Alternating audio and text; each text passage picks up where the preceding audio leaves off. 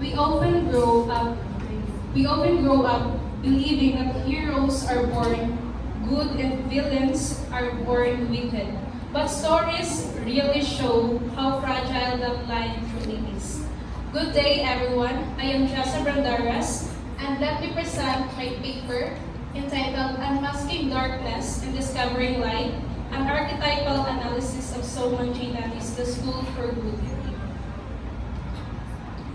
The movie, The School for Good and Evil, follows two unlikely best friends, Sophie and Agatha, who are taken into a magical school where children are trained to be fairy tale heroes and villains. However, their stories turn upside down when Sophie, who dreams of being a princess, placed in the school for evil, while Agatha, who prefers to be alone and judged by her dark appearance, is placed in the school for good. This unexpected switch becomes the heart of the story, revealing how good and evil are not always what they seem. Archetypal analysis, on the other hand, grounded in the theories of Carl Jung, helps explore these deeper meanings. It examines universal symbols, character patterns, and mythic structures found across cultures. By applying this lens to Soman Chinani's The School for Good and Evil, we uncover how the story challenges traditional roles of heroes and villains and how it redefines what it truly means to be good or evil. So to delve deeper into this study, let us look into these two guide questions.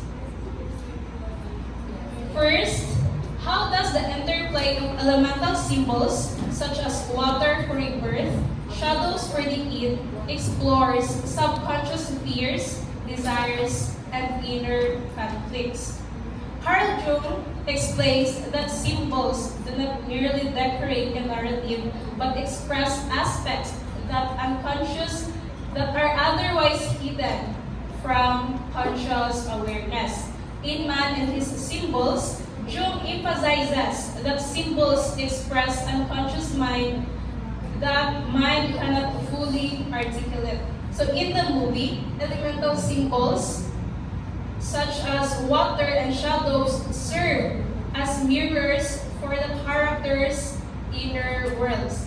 So water often represents rebirth and transformation, reflecting the characters' desire to reconstruct their identities beyond what others expected of them.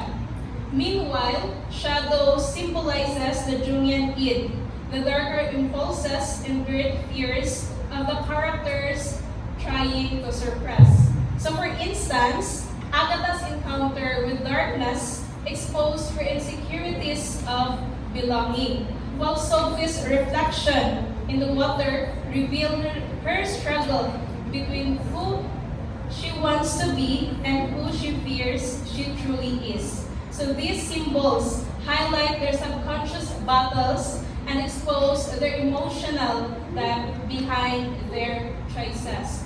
For the second question, how does the novel uphold or subvert traditional mentor and villain archetypes to shape the reader's understanding of good and evil? Archetypal theory again identifies recurring character patterns such as the hero, mentor, ally, trickster, and the shadow, and their presence truly shapes narrative meaning. Traditionally, mentors offer guidance and villains embody pure evil. However, in The School for Good and Evil, Chinani complicates these rules. Firstly, subverting mentors. Mentors are not always benevolent. Instead of dispensing pure wisdom, they reflect personal bias and unresolved conflict, highlighting that guidance is shaped by mentors' own unconscious drives and flaws. Second, reimagining villains. So the villain figure in the story is not one-dimensional embodiment of evil. Instead, the narrative shows that the villain is shaped by desire, misunderstanding, psychological tension, which aligns Jungian's concept of the shadow represents parts of the self we deny rather than an absolute moral category. These subversions aligns with archetypal literary criticism, which views archetypes not as fixed stereotypes, but as complex psychological patterns that reveal deeper meaning in narrative conflict and character development.